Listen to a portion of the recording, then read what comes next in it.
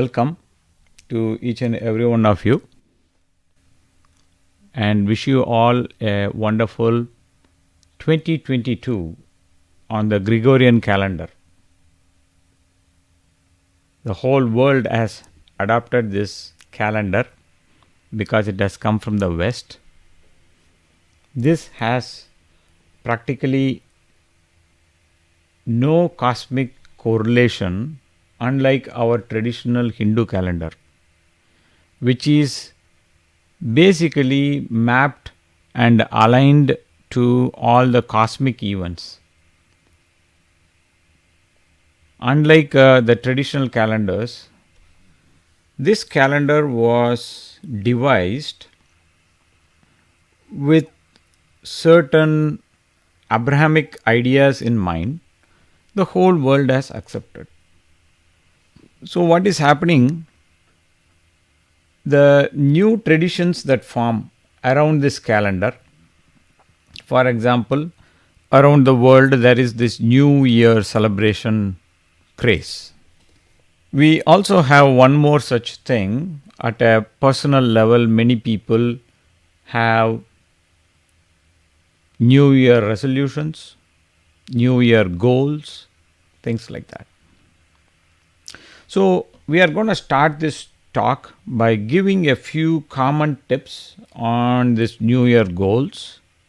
But then we are going to dive very deep to look from a dharmic perspective, to understand the entire thing through the lens of dharma.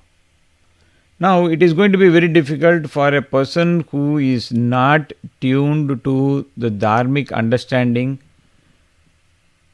to appreciate it.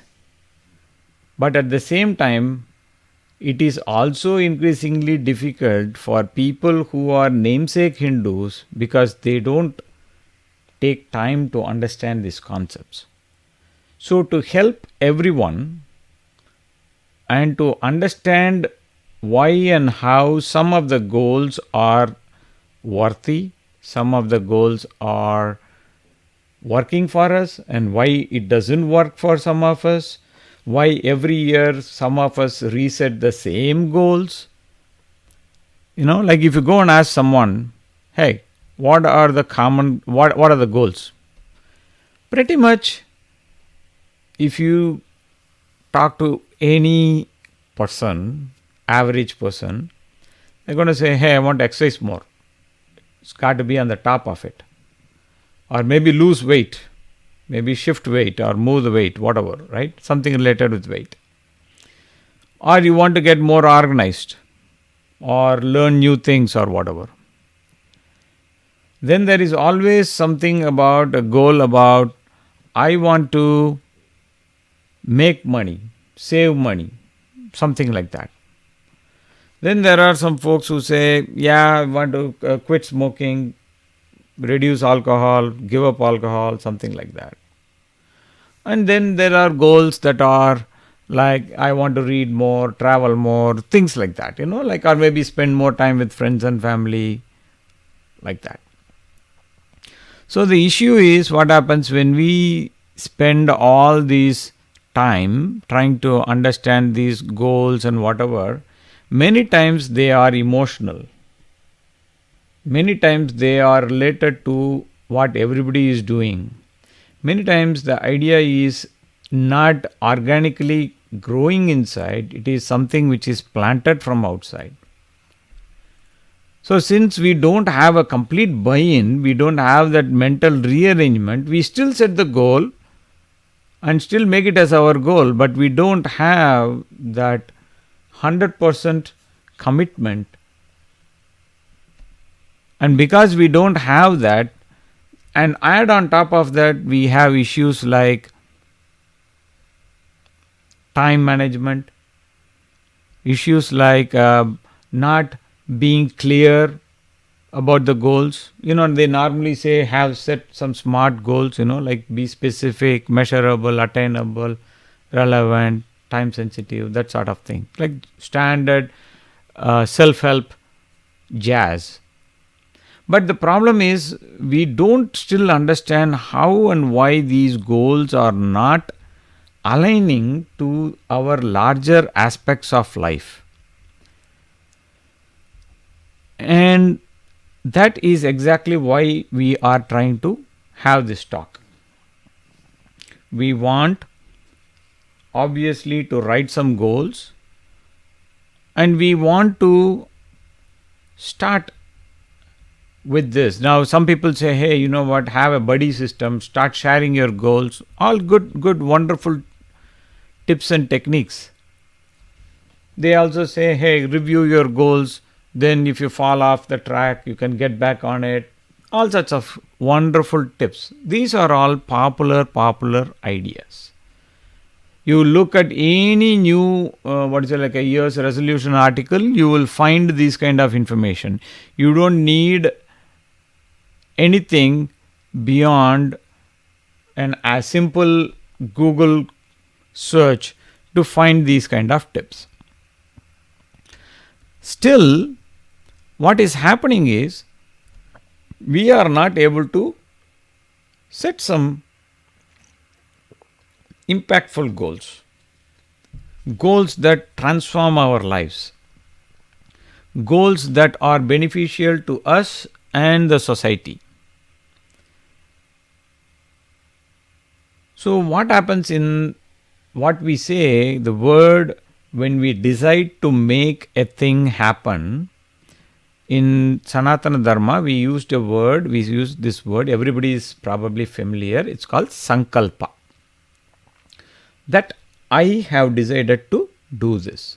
There is a will, there is a resolution, there is a coalescing of the energy, mental energy, in the direction that says, I want to do this. It may be anything. Now, what happens? I want to do a goal. I made a sankalpa. Next, tomorrow comes, but my vasanas are pulling me in the other direction. Like, for example, many of you made the resolution. You might have already felt the inside pressure that, hey, you know what, New Year, great, today we will start, but tomorrow one day we'll give break. Or maybe New Year doesn't mean actually New Year. Our mind gives all these kind of reasons. So every time we make a sankalpa and we say, no, I'm not going to do that, we are weakening our willpower. So one thing to know about this willpower, we all have finite willpower. In the sense, the mental energy we have cannot be stretched so thin that I can have 500 goals and I will try to achieve all of them. It's not going to happen. At the same time, if I am making a sankalpa and I am not doing it, what is really happening is my willpower gets weakened. And again we try to apply ourselves, trying to focus on our goal without replenishing this willpower. Then what happens? We are bound to fail bigger. That further weakens the sankalpa. Again, we are going in the reverse gear on a faster track and we don't even understand that. Now, I'm talking about general trends. I'm not talking about those odd people who start thriving when the things go bad, like they say this popular cliche, when the going gets tough, tough get going. Not like that sort of thing. So what happens is, we need to dive deeper into understanding why we have this limited sankalpa and how to apply, how to tap this. Let's say I have a tank of water. That tank of water I am using to irrigate a farm or something like that. Now every farm in India, most of you might have at least seen, you don't have to have been to a farm, you might have at least crossed a farm while going in a train or something. You see these bunds. Now they make sure that the water is contained within, and whenever you want, you open the bund and let the water in. When you don't want, you just let it out. Keep stay so that the farm stays dry. Now if I open the tank and pump all the water without focusing on these bunds, what will happen? Water will be going to places where I don't want. So we are going to take some time to focus on what the rishis have told, what the Western world has not yet come to terms with. The problem with the Western world is it has a very, very, very strong Abrahamic lens. The Abrahamic lens will want you to believe things, and you are not allowed to ask questions. If you ask, then you start exposing the hollowness. For example, you are not supposed to ask if 25th was the real birthday of Christ, 25th December, because it was a Roman holiday that was repurposed so that the then largest demography was the Roman population, which they were focusing on converting. So they changed even the date. There is no reference of 25th December anywhere in any of the biblical texts. But still, you will force everything based on belief. So the thing is that the calendar is an emotional idea, but even there the idea is only belief based understanding. But if you look at what the rishis have given, they want to focus on an understanding based path, a path where we seek the knowledge. Now we are going to take some of their wisdom and understand the larger picture of goal setting in our life. It has got nothing to do with this Gregorian calendar of year change to 2022. We are now focused on what are the dharmic ideas of goal setting. The first thing we need to understand is human being is not a one-dimensional entity. The human being has three sets of instruments. The external instrument we call as the body, or what we call as the Bahishkarana, and we have the two internal instruments, the Manas and the Buddhi, what we call as the Antakarana.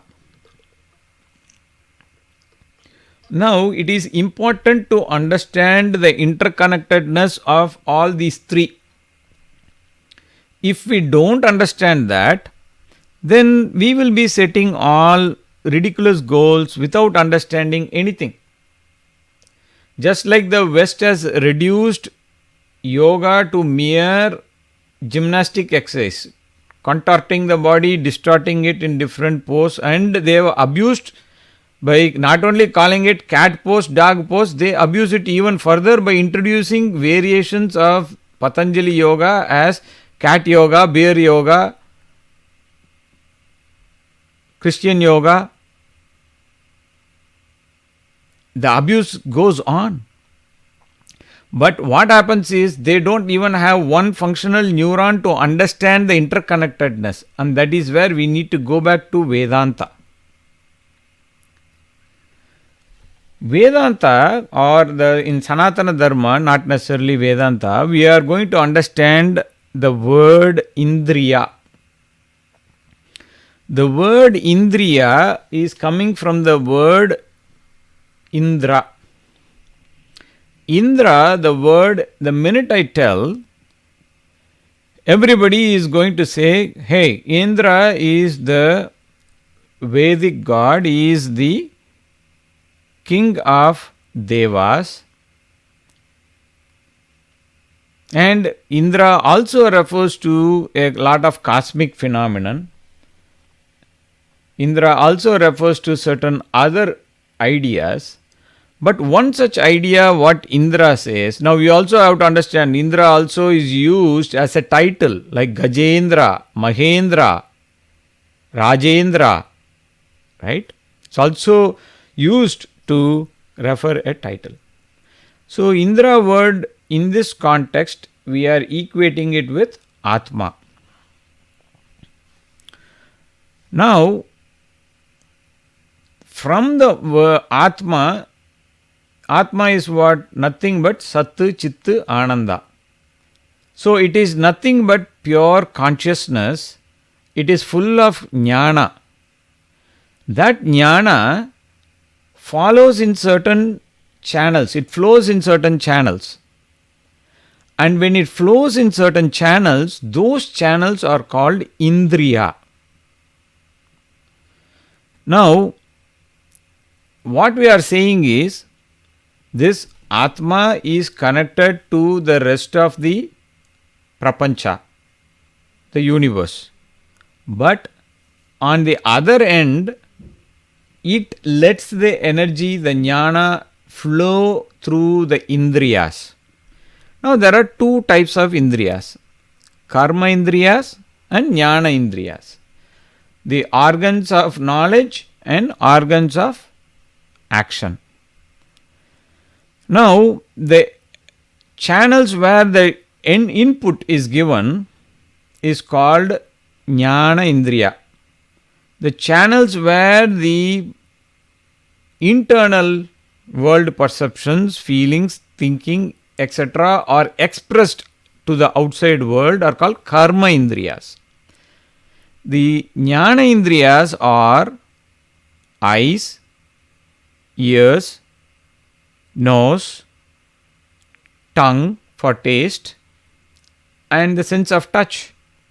Yeah, the West got that. But where did they get that? Thousands of years ago, we had already documented that. So, we have already figured out all this deep information.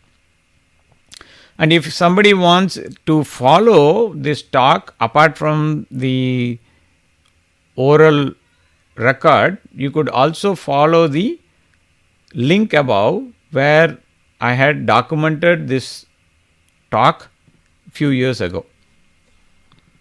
Now the Karma Indriyas are again the tongue, the organ of speech, right? The hands, the feet, the organs for excretion and regeneration, what we call as Vak, Pani, Pada, Payu, Upastha.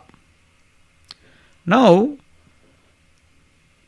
these 10 organs have a leader, have a head.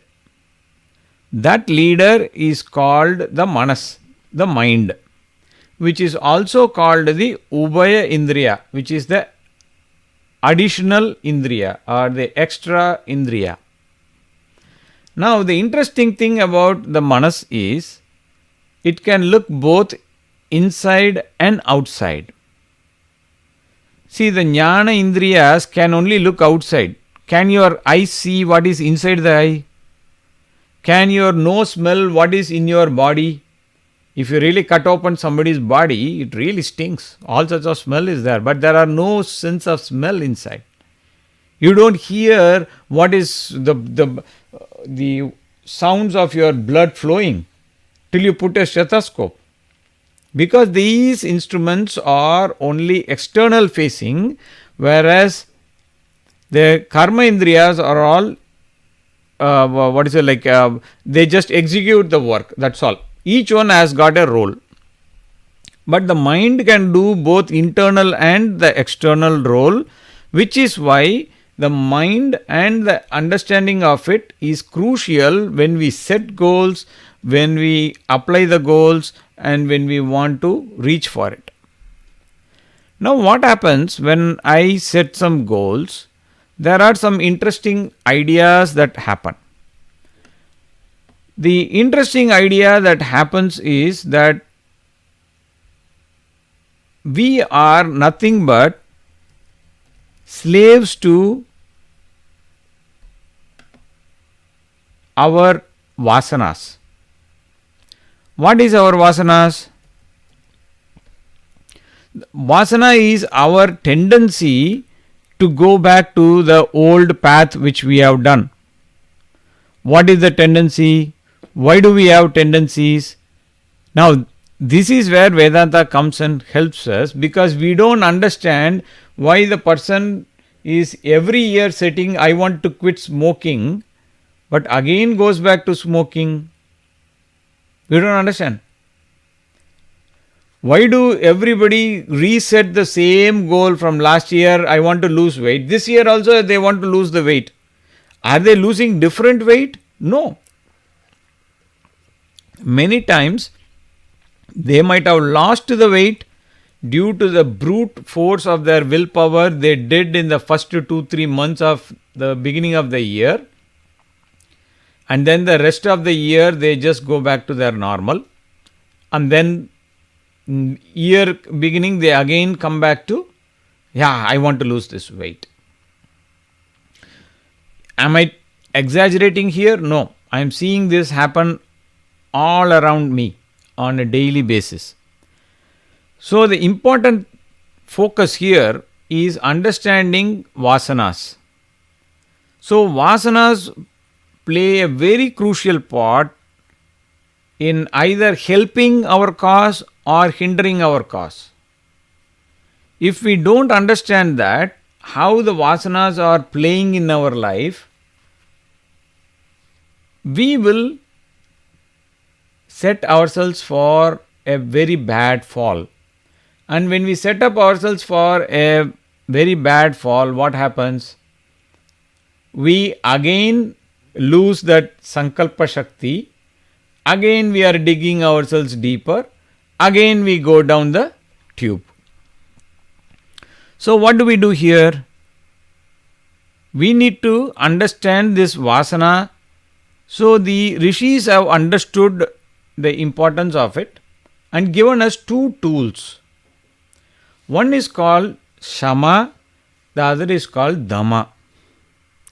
Now, our focus is not in analyzing all this shama, dhamma, whatever. Our idea is to only introduce these ideas and to highlight the fact that we need to factor these things if we want to set up proper goals, trying to achieve them, make them happen, make them not only effective but also relevant.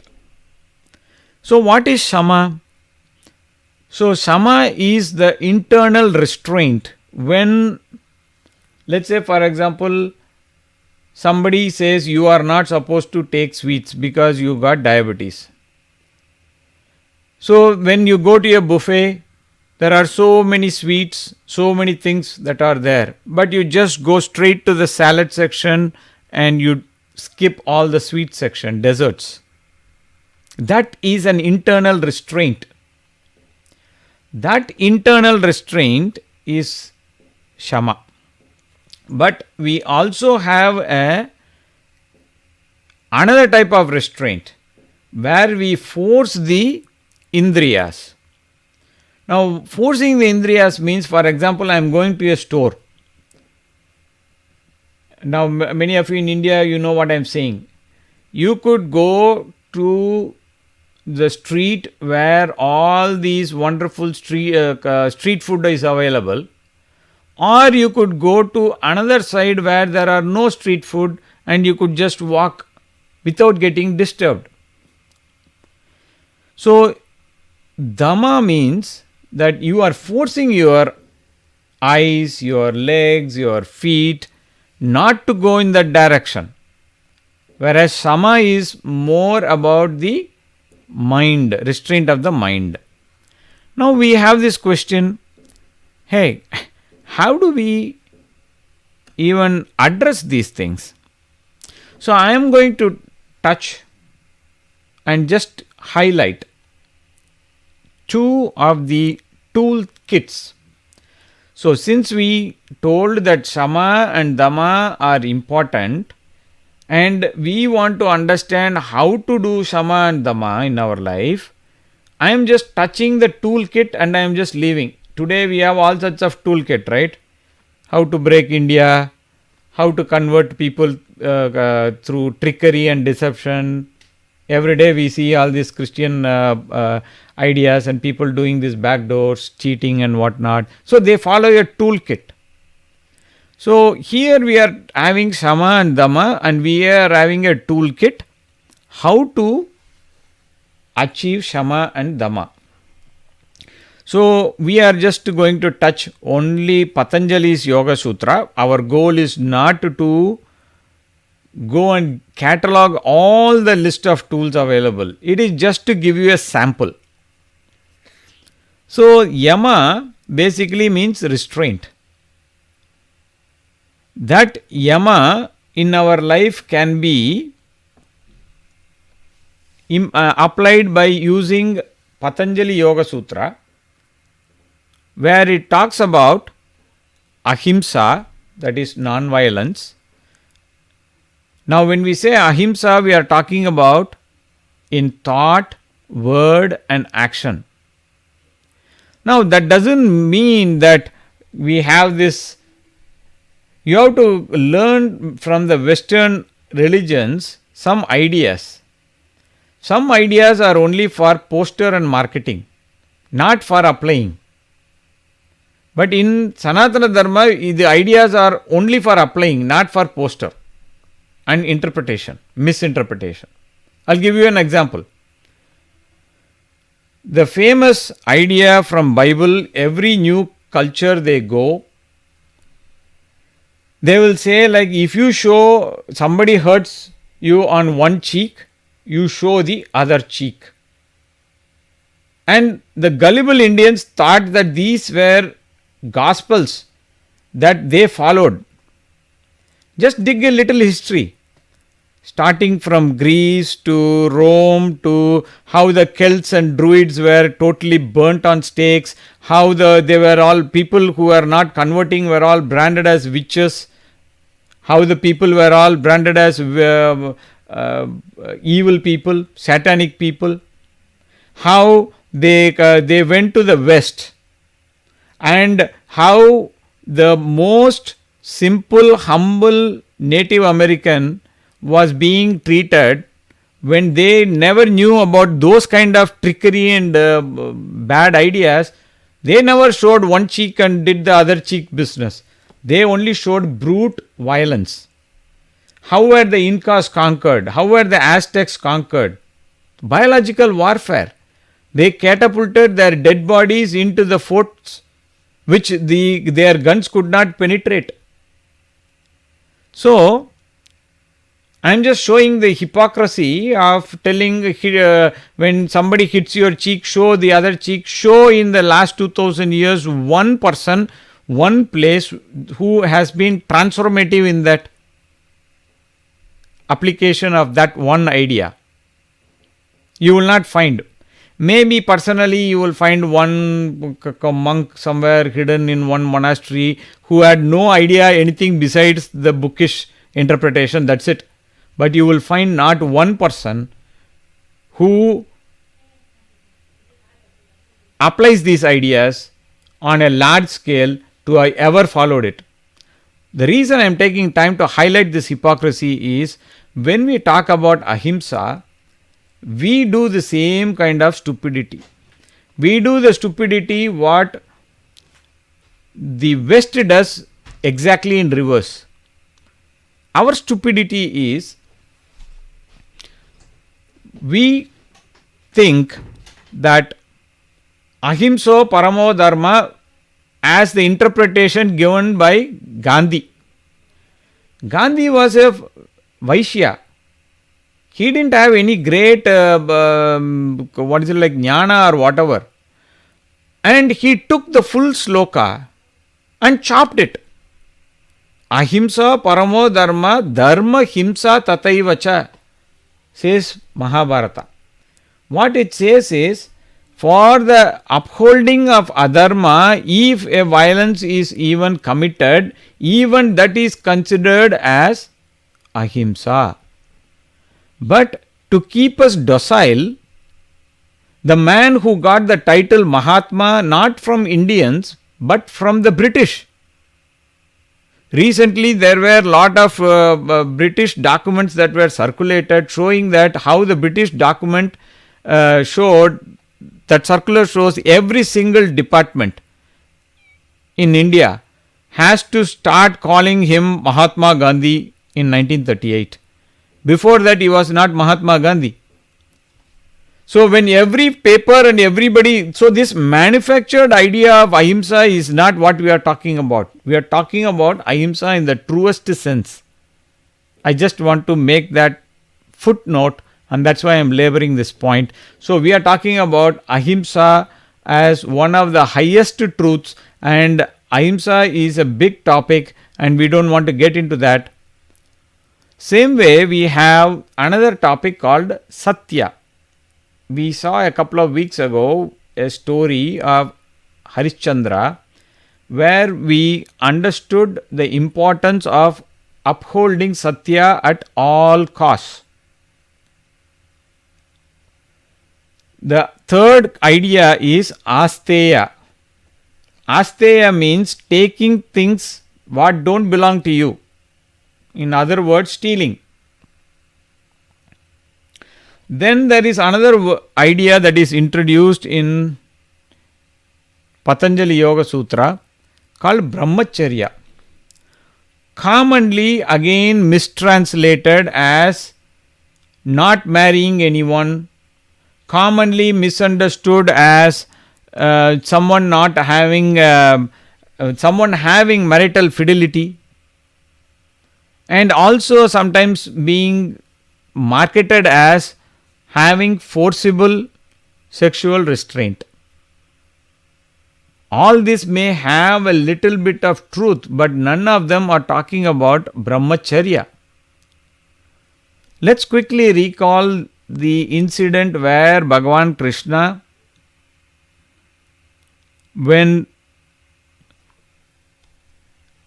Parikshit was born dead, Kunti, Draupadi, Subhadra, everybody go to Krishna and say, Krishna, you promised this child will be safe. Look, it's born dead. So Krishna makes a statement. He says, if I have never uttered one single untruth, and if I am always a Nitya Brahmachari, let this child become alive. The West is always crazy about miracles, right? They say, oh, dead person Lazarus was brought to life. We have stories that predate that with Parikshit being brought to not only life, we have the entire story of Parikshit. We have the entire Bhagavatam thanks to Parikshit. Not only he is just growing up, he grows, thrives, prospers as a complete life, and as the highest Bhagavata he gives us through his life, Srimad Bhagavatam. So here the point is, Krishna according to Bhagavatam only records like 16,008 wives, 8 principal wives and 16,000 other princes whom he released from Narakasura's prison, whom he had to accept because releasing them back into the society would cause such a societal chaos. So he absorbed that because he was a avatara. He was not a normal person. He is not like every Tom, Dick and Harry. So Brahmacharya here means one who is living the life in alignment to Parabrahman. And the last idea of Yama is aparigraha, where there is no greed, no possessiveness. And then we have the niyamas.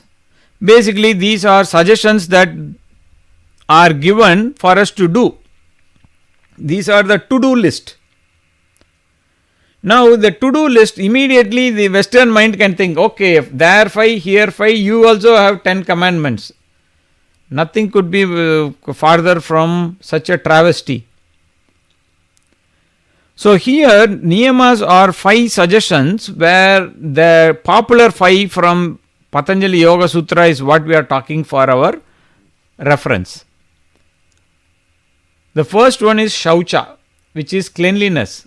A few weeks ago we studied the Kali Yuga and the effects of Kali Yuga and how to create a Satya Yuga like atmosphere even in Kali Yuga. There we saw that Dharma was standing on 4 padas or 4 feet. The last feet it was standing was on Satya. But there is also an important feat that it had gone missing. It is called Shaucha. It is called cleanliness, purity. It's not only of the body, but also of the mind, also in the speech. Now let us look at this fancy West. You come to West, they all are so rich. They have all their things, like roads are kept clean and whatnot. But all that plastic that is generated, they don't dump in their backyard. They export it and put it in some third world. All the clothes and the fashion industry that is keeping us all mesmerized with their stupidity, all the so-called collections, what they collect, as even in the West, what they do is they every year to promote more and more buying of clothes, they encourage you to donate the clothes. Now you are thinking that you have done a noble cause, and they keep their materialistic idea going on. But those donated clothes end up in a third world African country where the saleable items are all salvaged and sold to people over there. They are probably retailered for adjusted for size, and then they are sold according to that market. The rest of it is just burnt or just piling up in trash mountains there. The idea of Shaucha has to include everyone. But here, all our house sewer, we will put it into our neighbor's yard and we are saying that, my house is clean. So we have to understand the idea of Shaucha from a holistic perspective, not from a limited perspective. We are discussing the idea of Shama and Dhamma, the internal restraint and the restraint of the Indriyas, as a part of goal setting, because these are the tools that will help us regulate the vasanas, the pressure from the vasanas and pressure from the sense objects. So, let's continue this. The next on that list is of niyamas is santushta or santosha. The word santosha is normally translated as happiness. But this word has its root in the word tushta. Tushta means contentment. Santushta means complete contentment. When there is contentment, what happens? There is happiness. So again the word gets mistranslated and applied in today's context as santosha. Santosha actually means the happiness that comes out of contentment, not by sensory satisfaction. So it is important to understand this context. Then the other word that is recommended is tapas. Tapas is usually referred as like austerity or like self-discipline. If we look at the Itihasa Puranas, it is very easy for us to understand that tapas was done even by asuras and rakshasas. They are also blessed with all the powers they want. So what it implies is tapas is not only for an elevated cause, tapas can be for anything. So tomorrow I have a major exam. I pull a all-nighter. That is also a type of tapas. I have some project deadlines at work. I do night and day work for few weeks continuously. That is called tapas. But if the tapas is not for a correct cause, then it doesn't have to give you good results. You did the tapascharya, but is it connected to dharma? That is the larger question. We will put that pointer here. The next one on the list of suggestions for us how to fix our sama and dhamma is swadhyaya. Swadhyaya means, usually in the classical sense, it refers to not only self-study, it also refers to study of Vedas or things that are related to the idea of the inner self. Now here Swadhyaya can also mean analyzing our study, ourselves, asking the question, who am I? Asking the question about all these vasanas, what is this vasana? Where did it come from? What are my indriyas? How are they tripping me? How are they pulling me towards these ideas which I don't want? All these are part of Swadhyaya. And then the last concept Patanjali Maharishi highlights is Ishvara Pranidhana, which is basically contemplating on Ishvara, on that Parabrahman, on that Bhagavan. So yamas and niyamas are our toolkit in the process to help us stay on track, overcome the vasanas, help us regulate the shama and dhamma. Now, when we do this shama and dhamma, there are some interesting attributes that come from it, what we call as viveka and vairagya. Namely,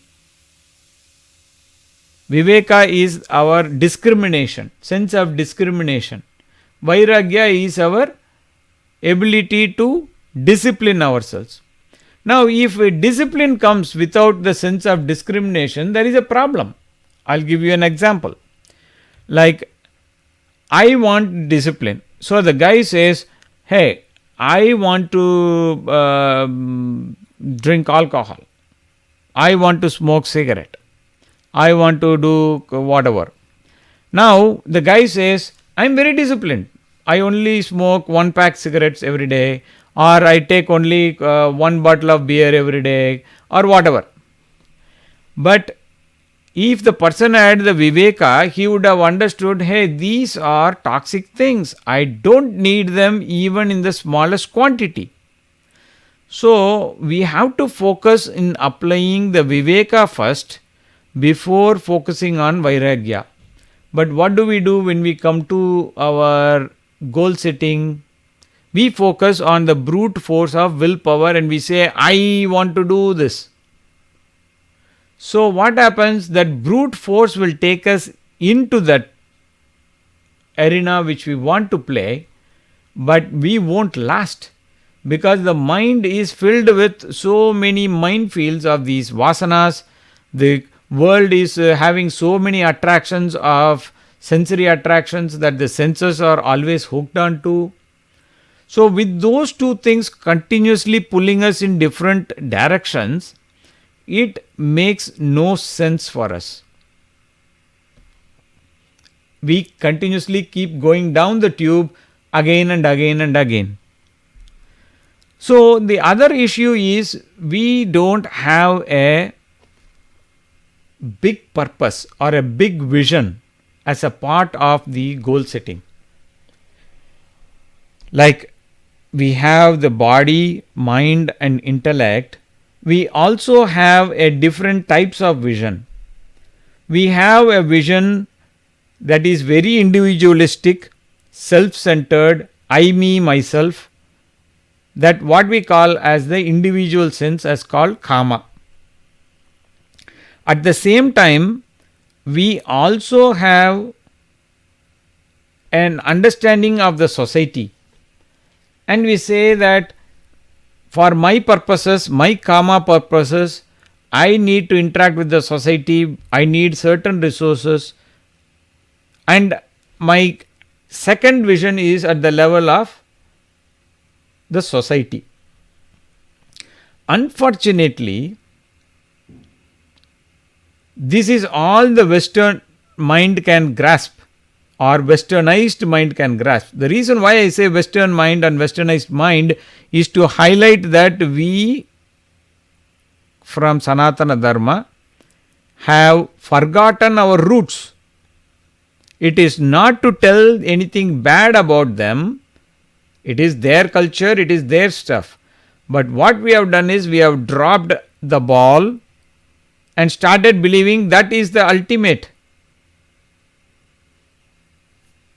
For example, you look at Krispy Kreme, that is a big US franchise, or all these cookie companies in Cookie Man or something like in Australia.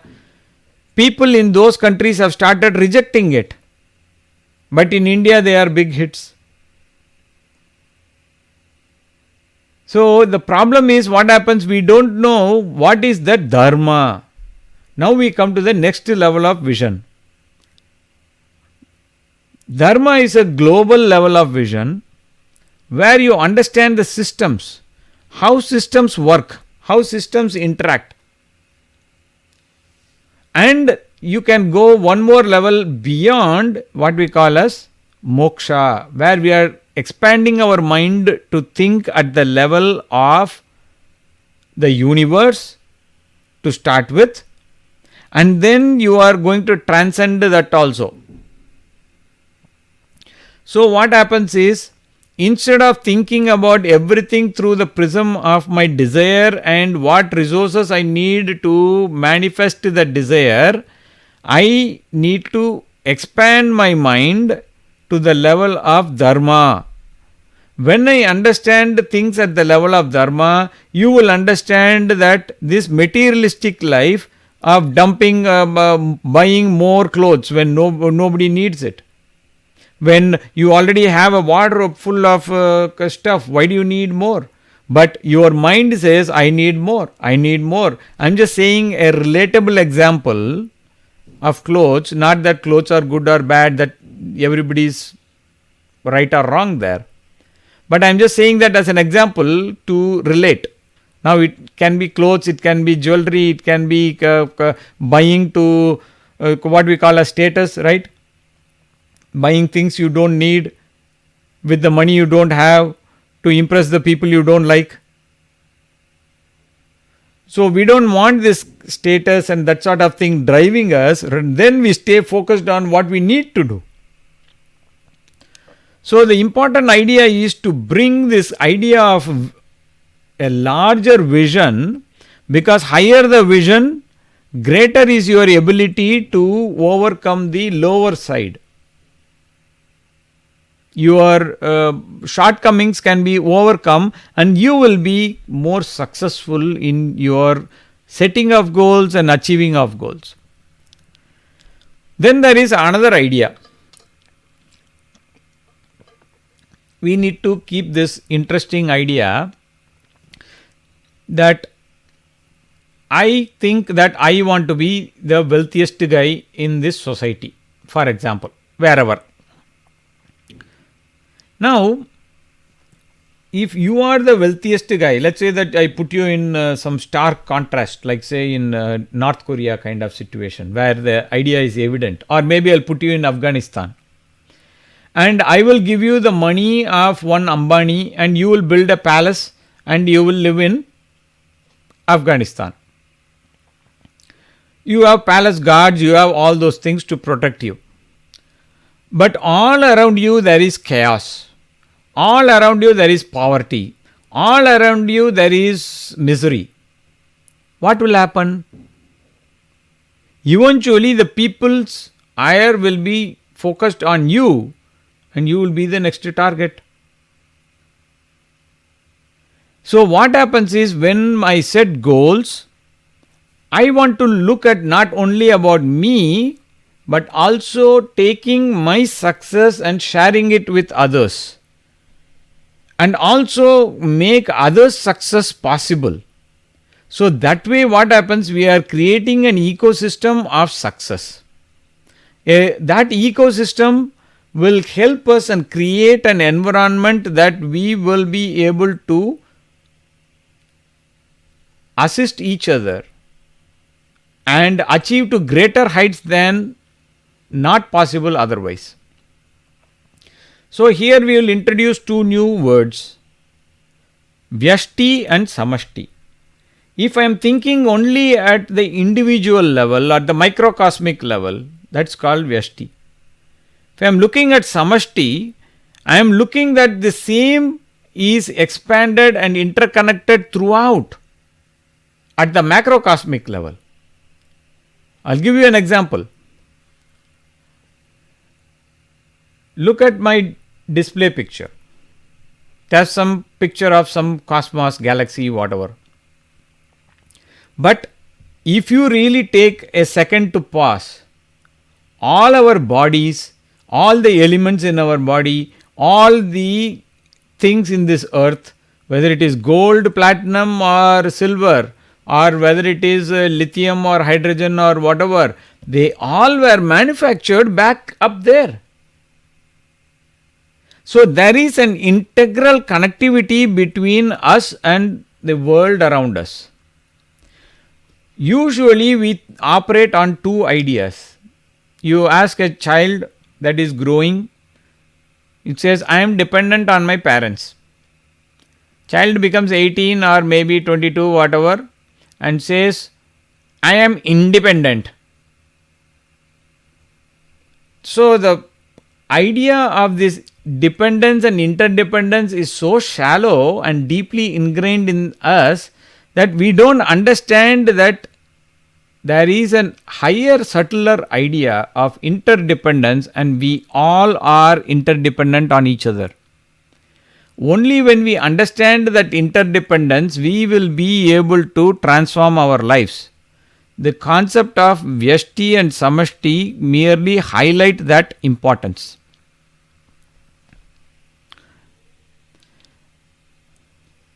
So what we are doing is, we are trying to understand the big picture. Now, even if you talk in a very normal day-to-day sense, we are focused on transforming our lives.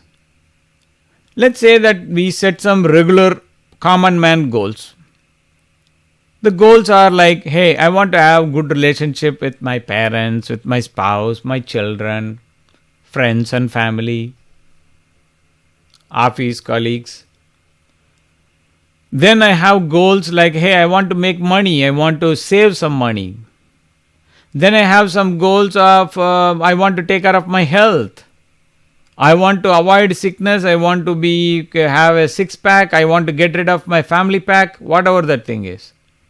Then you have other goals like, I want to get rid of my drinking, smoking, whatever, all those ideas. So we have all these goals, and then what you do is you put a center point. And from that, each idea that you want is a spoke on the cycle wheel. It radiates to the end of the diameter, the circle. Now, each goal you rate yourself on a 0 to 10. Now, some goals you may be excellent. You may be like in the pink of your health. You may be like, so you are like 10 out of 10. On some goals, you may not be on the pink of your health. Maybe you want to get rid of your debt. For some of you may have some debt, some EMIs. Some of you think that EMI is part of your life. It's your birthright. We have been brainwashed to that level.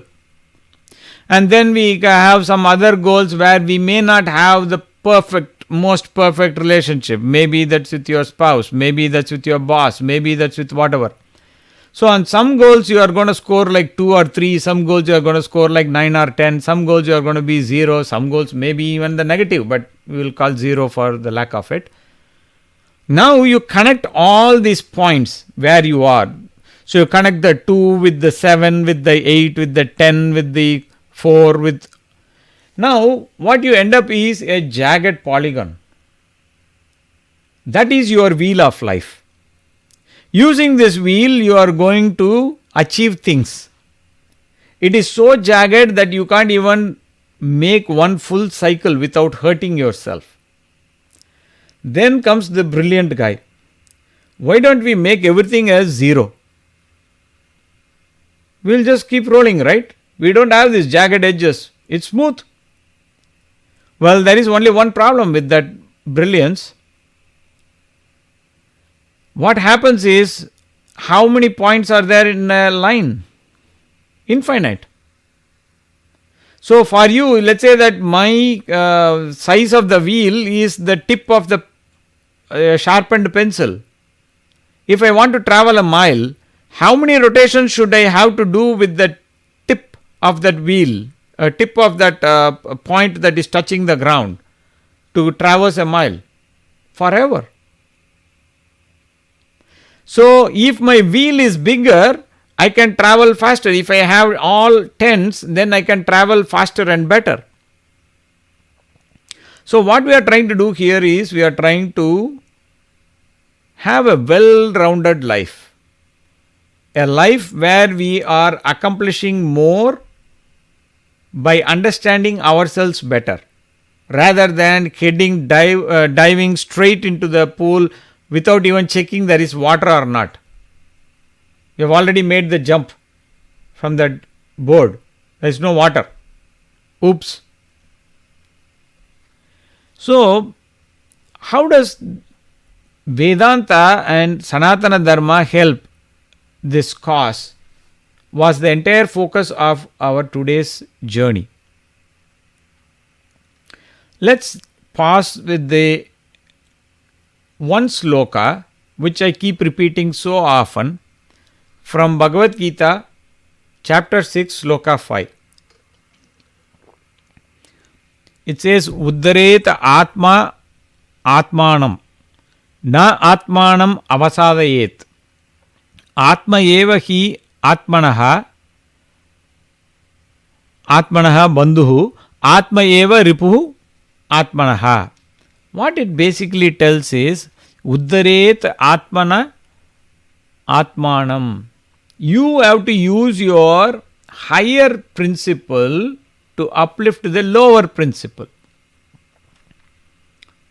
What is the higher principle here? When compared with the sense objects and the world of objects, the sense objects are a superior principle. Now, it doesn't mean they are stronger, bigger, whatever. It just, as a principle, it is more subtler. Same way, when compared with the Indriyas, the Manas is a superior entity because it can regulate. But instead of the mind that is regulating, it went and settled with the sense organs. And these sense organs are permanently settled in the world of sense objects. So our lower principle seems to be driving our higher principle. Now the buddhi, which is the intellect which comes and tells, hey, you are not supposed to do like this, come back, come back. So what happens? The buddhi doesn't get traction. Why? Just like in Indian democracy only. Even if a party has a majority, they to pass a bill, these people are doing protest, they are doing dharna, they are doing all sorts of anarchy. Same way, the intellect tries to regulate, but the manas says, to heck with you, because I am having a fun time with my senses. And these senses are all giving me wonderful information of my liking. even if that liking is not good for you. It's like saying, hey, I am having a good time drinking alcohol. Yeah, your liver is getting roasted and toasted. Oh, you don't understand. There is all this Harvard article that says wine is good for you, this is good for you. Yes, for marketing their products, they tell all that. But if you really do serious search, there is no such thing you can tell. For example, eating red meat is a known carcinogen according to the World Health Organization only. But around the world, the lobby is so much, the marketing is so much that they will tell that if you are not eating meat, you are a joker. And then they start converting people who are not even eating meat into eating meat. So the interesting thing is, which principle is pulling the other? So Krishna says, your higher principle, your highest self should pull the lowest principle. And that's the way to fix. This is the technology he is talking about. Throughout Bhagavad Gita, he talks about the science. He talks about the jnana. Here he talks about the Vijnana, the application, the technology part. So what happens is, this one sloka can be so powerful and revolutionary that it can transform our lives. So we need to ask ourselves, which principle is pulling? So if the intellect is totally not in play, how is it going to help us discriminate what is good and bad? That's the role of intellect. What is good, what is bad? So now we can take this intellect and put it on the highest principle that is available in the universe and beyond, that is Bhagavan. When you put your intellect at the feet of Bhagavan, it can uplift our mind. Now the mind is looking around. There used to be a guy around here who used to be telling me, do this, do that. Where is he? I've been ignoring him for so much time. So, no, it accidentally went to one satsanga and now it is searching for Bhagavan's feet. It has gone to a very high level. So, when you lift one end of the stick, what happens to the other end of the stick? It also gets lifted, right? The same way, when you lift the intellect and put it at the feet of Bhagavan, the mind also gets lifted and finally it goes and merges with the buddhi.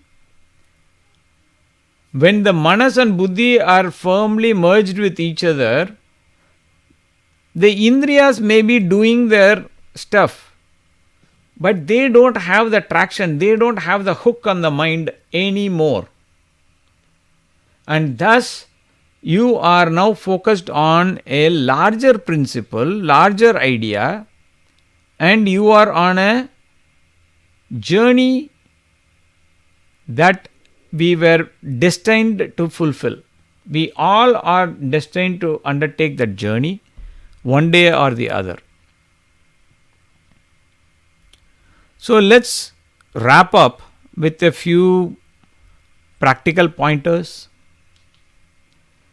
So if you go to that article which is pinned, there is also a link within that article towards the end,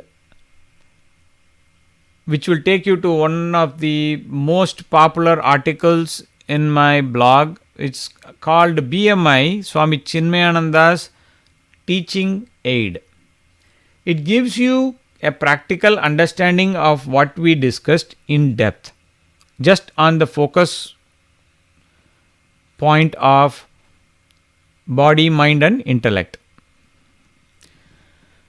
We also touched upon Yama and Niyama as important toolkits that can help us with Shama and Dhamma in regulating the vasanas. We also highlighted the importance of regular study of Itihasa Puranas, Upanishads, Dharma Shastras, Gita and books like that can transform the way we think, the way we understand about our inner self. And the purpose of this satsang is only one thing. If you didn't get any other information, fine. That's perfectly fine. But the only information we are highlighting again and again is the importance of all this satsang can bring. The satsang with the scriptures, the satsang with people who have connected to their inner self and the like. We also highlighted the importance of sadhana. Now there is an importance of doing a practice. So you have to do the precursor steps if you have to go to the next steps. I'll give you a quick common example. If I want to become a millionaire, I need to become a thousandaire first. Before I become a thousandaire, I should have at least gotten rid of all my debt first. So there is a stepwise process we need to do. In the same way, we have to look at our inner selves and do that journey in understanding vasanas, in understanding all these topics which we discussed today. It is also important that we also take good care of the body, also the mind, also the intellect. Many times we hold on to one over the other and we think that is sufficient. That's not true. We need to take care of all of them. We also understood the interconnectedness of what is the idea of indriyas, what are manas, what is manas, what are vasanas, how the sense objects hook onto them. We understood all of them. We also understood that goals, if they are selfish in nature, they have little transformative power. The goals that are connected to a larger vision have huge transforming potential. If my goals are set only and only at individual level, by completely ignoring the global or the universal scales, my level of success is going to be so limited by my lack of understanding. When I had the opportunity to transform and go to a superlative state, I will have to settle down for a ordinary, cheap, mundane level. That is why you will find in the West, as an example, all these super rich, ultra rich, mega billionaires doing cheap things like cheating with somebody else's spouse when they have their own spouse. You saw how Jeff Bezos behaved. You saw how so many other, even Bill Gates for that matter, so-called model guy, right? How cheap. So when dharma is not there, you saw Bill Cosby, who was one of the greatest comedians, fall off the grace. So what happens when we don't have the dharmic connections? Our success is very, very, very, very temporary. So for lasting success, we need to expand our understanding from a artha and kama level to a dharma level. Because when we take that dharma level, it begins at the global scale and it ends in the universal scale. And when you transcend that level also, then that's when we achieve moksha. So, we took this special day not to talk about some stories from Itihasa Puranas which we normally do, but to highlight some subtler aspects of goal setting. What is the connection with the dharmic ideas, how these powerful ideas can transform us into not only the way we set the goals, how we choose these goals, but we also can achieve them more effectively and also impact others in a wonderful way. Let us sing the name of Bhagavan and we will close today's talk. Hare Ram, Ram Ram, Hare Hare, Hare Krishna, Krishna Krishna, Hare Hare, Hare Ram, Ram Ram, Hare Hare, Hare Krishna, Krishna Krishna, Hare Hare, Hare Ram, Ram Ram, Hare Hare, Hare Krishna, Krishna Krishna, Hare Hare. Jai Shri Ram.